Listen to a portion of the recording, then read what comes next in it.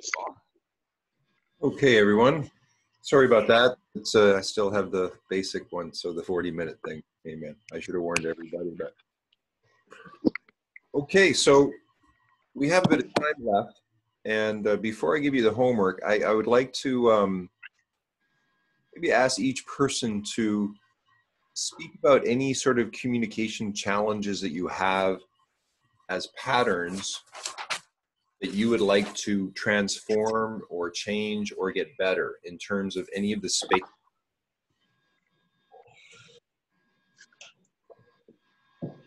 Kaylee, did you hear that one? I did. Okay. Because part of what we're doing is we're creating this ideal frame in your mind. We're programming it with the values you choose, and then we're looking at how to custom design it to what you're working on. So each of you has your own business, each of you has your own work, each of you is doing something in the world. And the idea is that these maps can be custom universal maps. So these maps apply to every human being. You just custom design it to your values. And now we're looking at your individual contexts, your real life situations, and your real life, let's say, problems or challenges. And we're going to go through a process of seeing how we can transform parts of yourself that you go, I want to become a better communicator in such a manner. So would anyone like to share first? I'll go. In the group space, I'm a very extroverted person, but I'm extremely shy when I don't know people. So I guess for the group space, I want to learn how to communicate better as a way that I'm not as shy and be more outgoing like I usually am.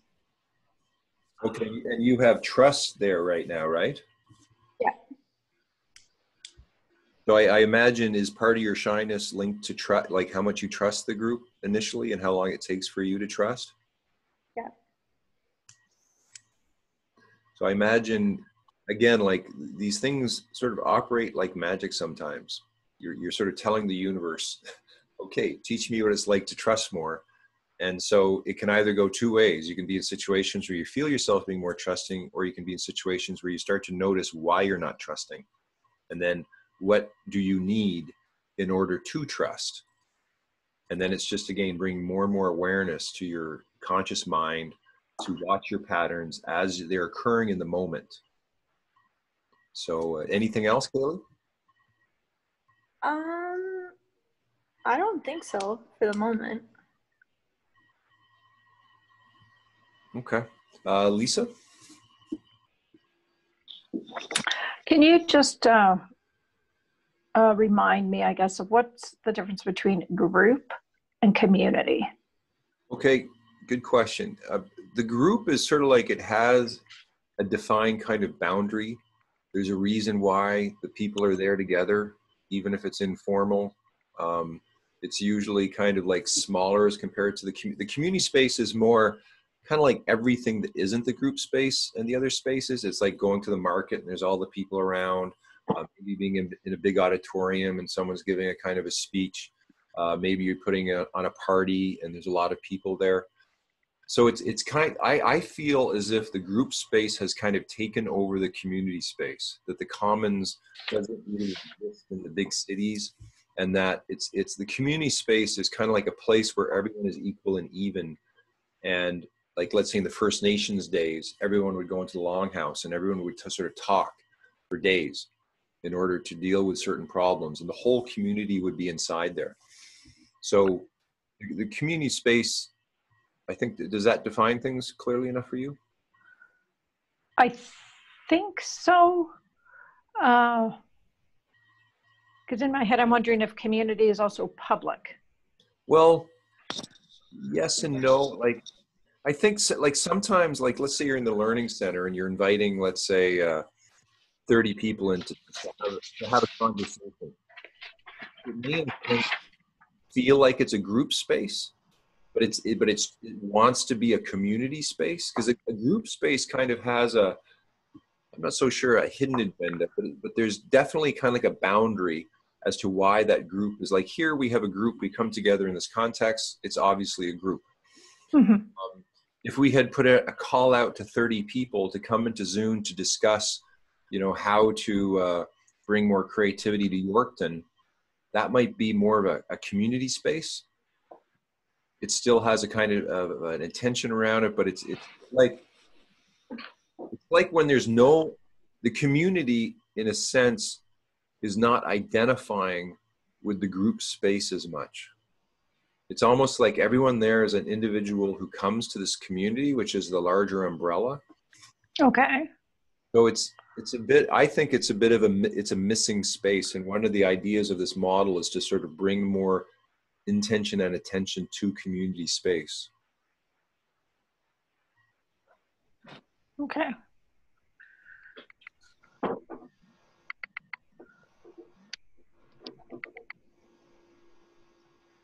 So did you want to say anything? Do you want to wait for Jana or something? At this point, there's nothing that springs to mind. Okay. That question was tossing around in there. Maybe something will come in a bit later. Okay. Yeah, I mean, sometimes, I don't know about you guys, but I have a lot of communication challenges. I mean, the reason I created all this is because I have had a lot of communication challenges. I did not feel comfortable in groups. I didn't know how to speak my truth. I didn't know really how to listen. And I had a lot of uncomfortable patterns where I would disassociate and disengage because of my sort of growing up in school and everything like that. I didn't exactly like communicate. I didn't like groups much. So anyway, I mean, I know some people, they're very good with communicating and they feel very comfortable and I'm very impressed by them. Jana, how about you?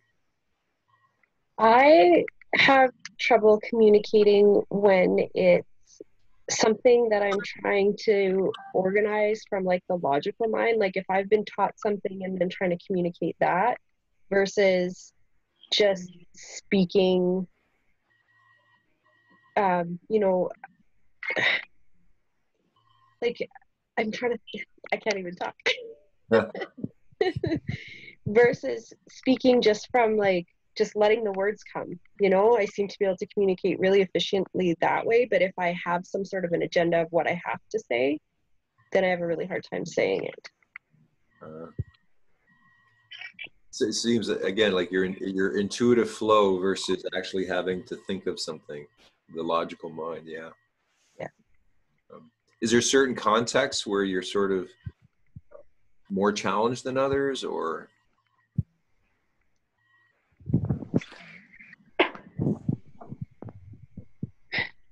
I have a PowerPoint presentation that I have to follow and I can't just flow through how it's just coming through. I have to go by the structure. But then I also need more organization. So when it comes to my mind and communication and stuff and just in general. So it's a very interesting dynamic that has to happen. Well, what kind of business are you in? Did we meet before, Jana, when I came to Yorkton before? I don't think so. Well, I currently do a few different things. I do one-on-one bodywork sessions with people. I teach spin classes. I teach movement classes. I do guided meditations. That kind of stuff. Okay. Oh, and I've recently just took on managing someone's social media for their business. So a few different things. So you're more of an independent contractor that's has many talents. Yes. And sometimes it's hard to figure out which ones to focus on, kind of.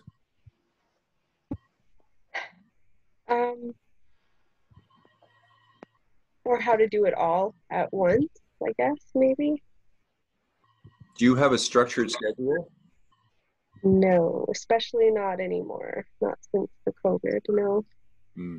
Have you ever sort of designed an ideal structure schedule?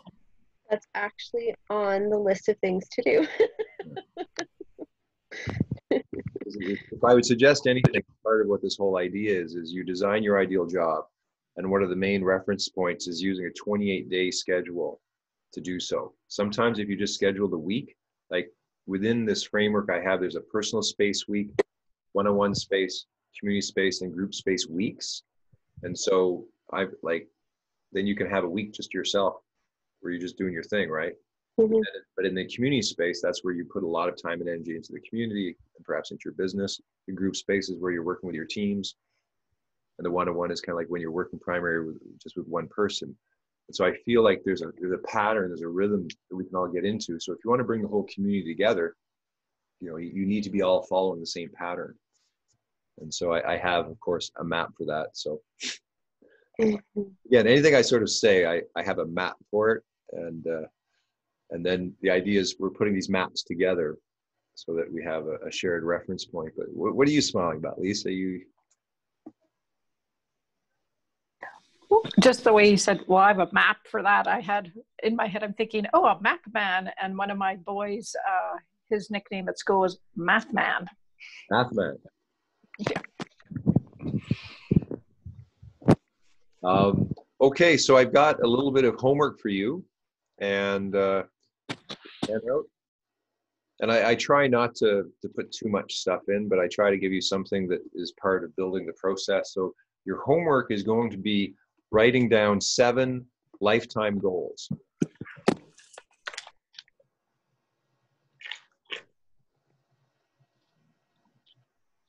And I'm just wondering, has anyone ever done this before? Lori got me to do it.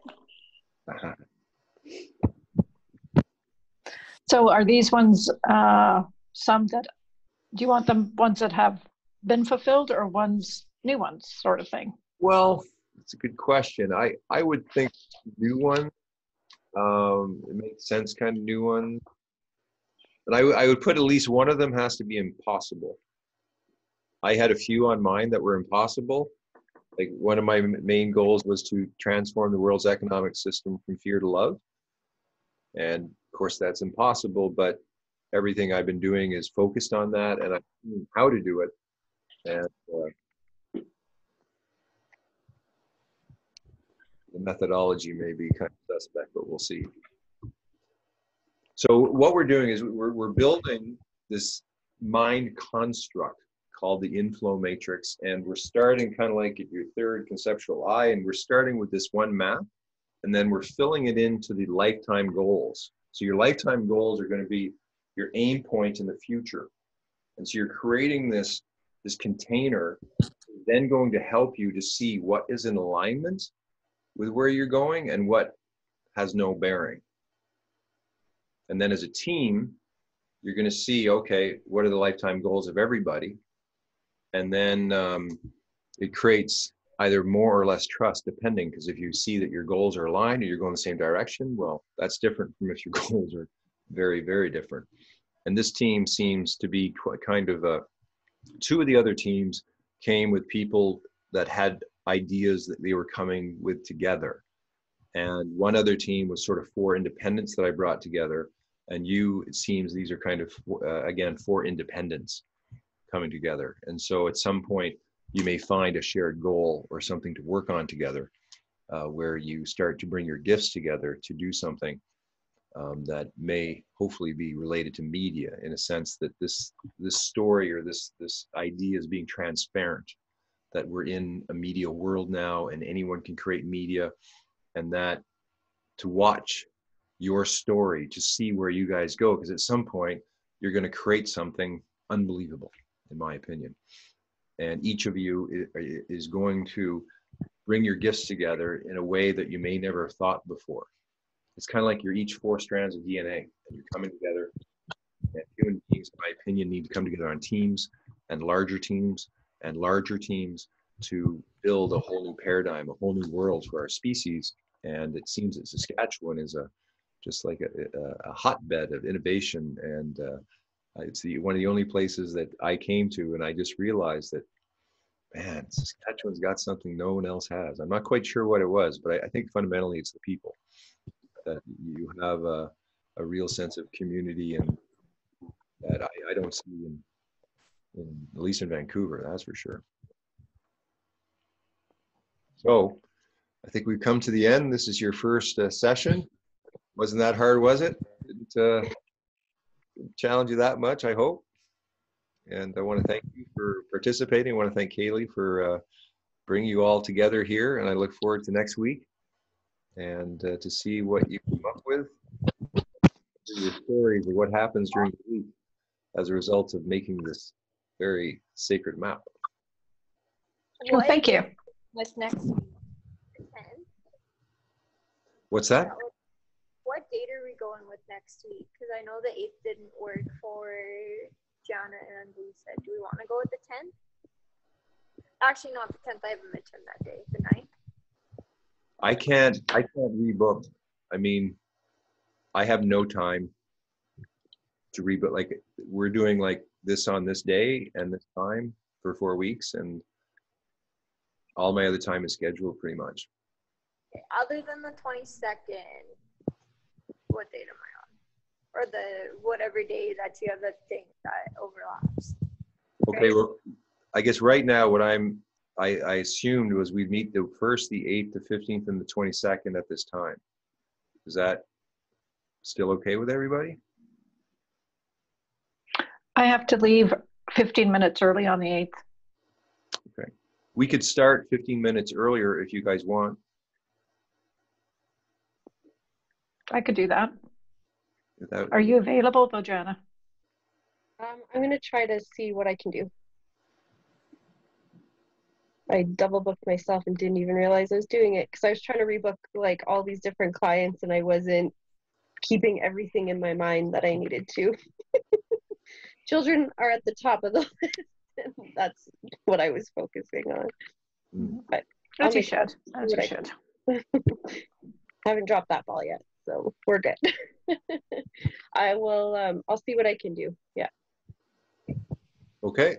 So, and I think some of you sent some money. I guess it's $25 a session, so $100 for the 4 sessions.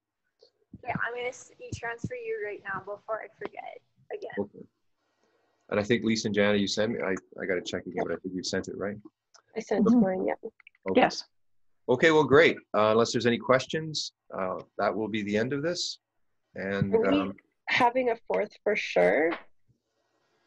Kaylee, I guess, can you check in with your friend and see? And if not, maybe there's someone else you can bring in? Yep. And I'll text her today. If not, I'll send a message to the group. So Lisa, Gianna, if you guys know anybody do this, let me know. and I think, you know, if you guys, one of the goals here is to actually help people to learn $100 to do what I'm doing, to make $100 an hour online if you want to, by just doing exactly what I did.